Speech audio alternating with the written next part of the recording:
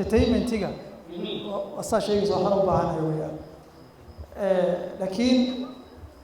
entertainment-igu yaanu noqon adigoo hawl ay ku taalo waxaad hawsha iyo culayska aad isaga fududaysay aanu noqon ha noqdo markaad shaqadaada soo qabsato wax aad ku madadaalato markaa waad ku nasato hadda inta badan waa cagsiga shaqa ku taala hawl baa ku sugaysa Facebook baad galaysaa ama YouTube baad galaysaa kan daawan baad leedahay recommendation kana waad aragteen maanta wixii maanta algorithm-ka jira winaga caqli badan yahay maanta xitaa xilli waanta waxaynu noolnahay oo mustaqbalka dhow nagu soo socota in mashiinka yari uu inaga nafteena inaga aqoon badan yahay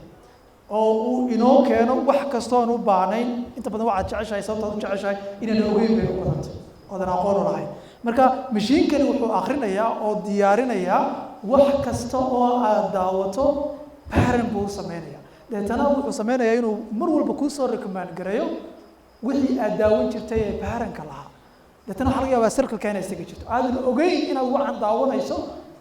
waayo wuxuu buuxinayaa baahi gudeed oo aad qabto ayuu buuxinaya marka waxaan uga jeedaa entertainment-iga la daawado waa qayb bani aadamku u baahan yahay noloshana runta ay ka mid tahay waxyaabaha ay tahay in lagu maararoobo laakiin ha kuu noqoto marka aad hawshii cusleed ee kuu taallay aad soo qabato wax aad nafta ku dardargeliso oo aad ku qabuujiso ha noqoto aad iyo aad in la sameeyo sheekh Mustafa la yaabaa dhowr jeer baan arkay soo ka sheekeynay wuxuu yiraahdaa jaamacadaha Yale iyo Harvard University ayaa YouTube-kooda intaan galo ayaan iska daartaa course anigu xitaa waxba ka aqoon waan iska dhageystaa waxa sameysmaya aqoontu waa accumulation way isbiirisaa taraakumiyay samaysaa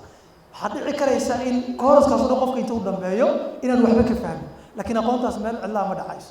mar labaad haddaad ku celiso ama dhowr sano kadib waxaad u samaysay salad iyo weel aqoonta faraha badan ee furfuran ee nolosha ay marba ku soo gudbinayso meel ay ku dhacaan dadna waxa laga yaabaa 5 sano kadib inaad mawduuci waxa aad ka akhriso dadna aad fahanto maanta ma aad fahmin shalad weel u samaysay markii maalmood waxa sheekaysanay sheekh waxay dirsan Istanbul joogay isaguna sidaas la mid buu yiri